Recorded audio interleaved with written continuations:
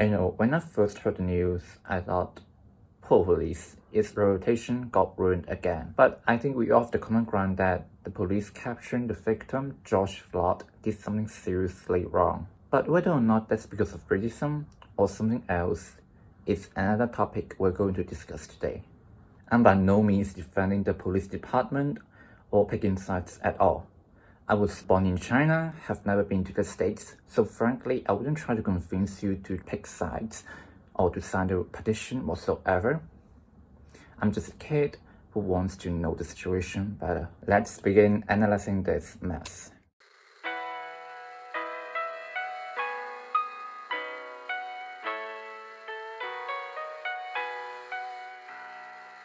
I assume most of you guys watching would know what happened. In short, a white police kneeling on a black guy's neck for a ticket, resulting in him dying. You can interpret a lot of things from this short sentence. Look, let's try to understand the major issue here. Basically, many people see this as the manifestation of police brutality due to racism and white supremacy in America, especially when there were cases like it before, and especially when the victim George Floyd was cuffed already. It's relatively easy to understand the perspective of the majority here. The police were so racist that they would intentionally choke a black suspect to his death. They started a petition to charge murder on the police involved, which is quite understandable.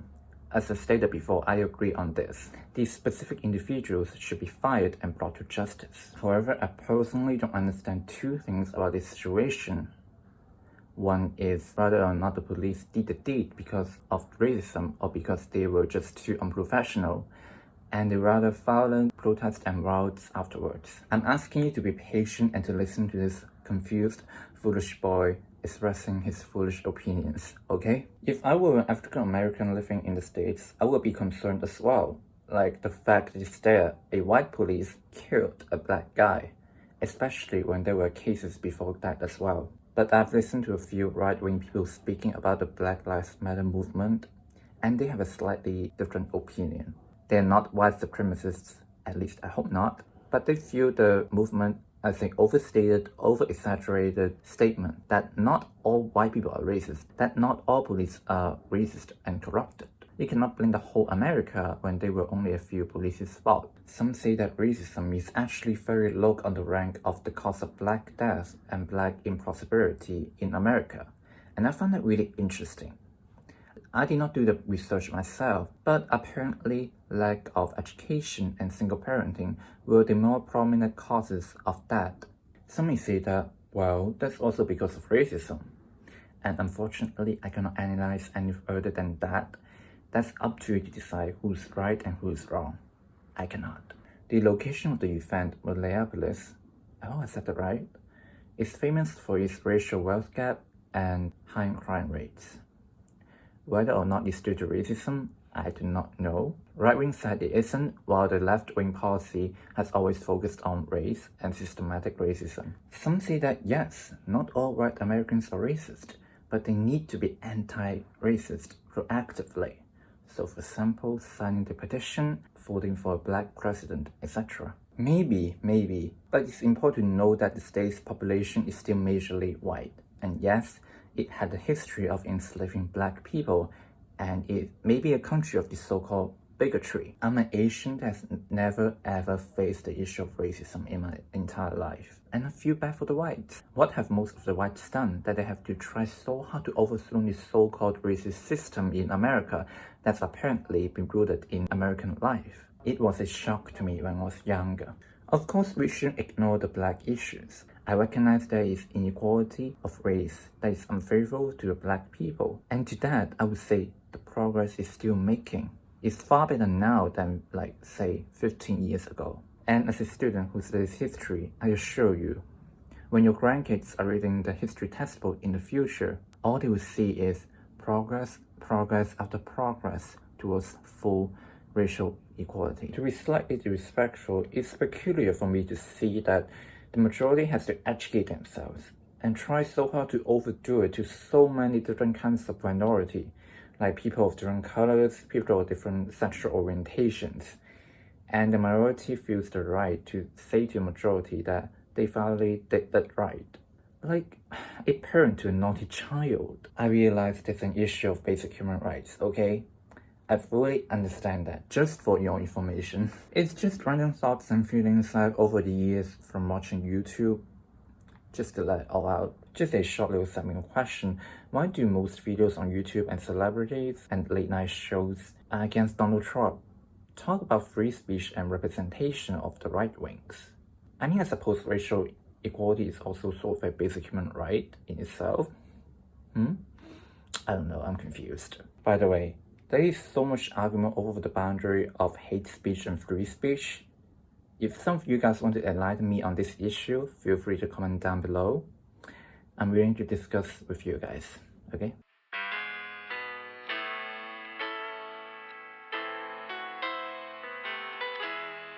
Look at it, the sky is crying with me because I know I'll get so much hate from this video. Now, let's move to a discussion of the necessity of the violent protests and riots.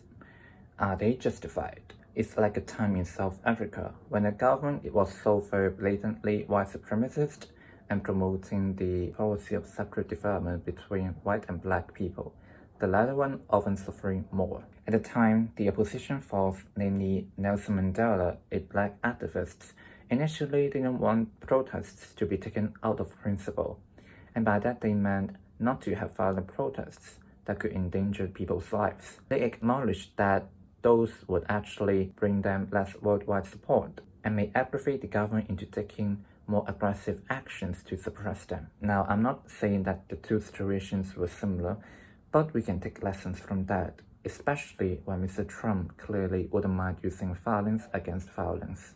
I think we can all agree on the fact that looting or hurting other innocent people's lives while protesting is not advisable. But is it justified destroying the infrastructure or hurting the opposition force, aka the police, when you think you're on a moral high ground? Honestly, I'm not sure. Sure, in the end, South Africa did give up its white supremacism, partly because of the militant actions from many opposition parties, but that happened also due to immense pressure from international countries and boycotts. And there is also the issue we discussed before of whether the system is really that corrupted and racist to begin with. Some say it's necessary to do so to revolt, but there is also a thing called peaceful reform. A lot of policemen in America, as far as I understand, they are so well represented in terms of this racial issue. Of course, there are still some policemen who are racist, but the majority of them aren't, and it's their job to stabilize this society and provide it with security, while the protesters, well, they're destroying this very existence of a country whose job is literally to provide people with safe space. But you can argue this kind of systematic racism deeply rooted in America, claimed by left-wing politicians, is also destroying the democracy that is America. Up to you.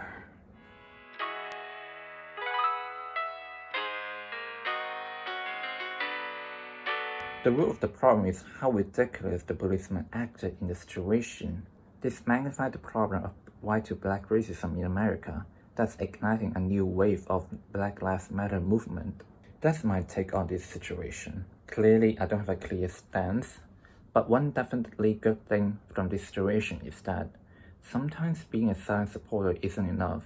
The victim will appreciate it more if you actively become a helping hand. This can apply in many situations. And whether or not the majority should feel compulsory to do so is another topic to be discussed in another day. This is a very important moment for Americans, especially for those who are white and black. I ask you to be peaceful, to be open-minded about different takes on this situation, and to use words or actions that are not influenced by manipulative actions of others to seek your true goal. No matter how light or low on the rank the issue is, I'm still glad that at least this time people are ever so willing to solve this problem themselves. Because a problem is a problem after all. I just wish we could take more things like this seriously, instead of maintaining this atmosphere of political correctness, which could be overbearing at times. I'm sorry that I spoke my mind and expressed some raw opinions that I haven't quite sorted thoroughly. Feel free to like, dislike, subscribe, or comment down below. I need some water. See you next time.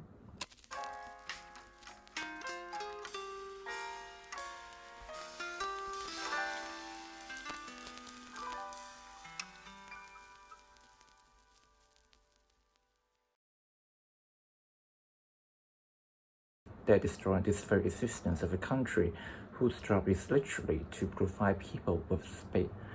Whose job is literally to provide people with space.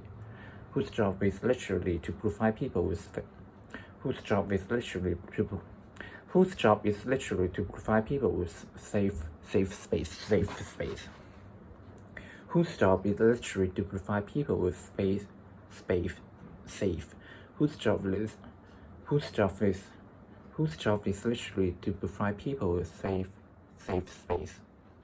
Whose job is literally to provide people with safe space.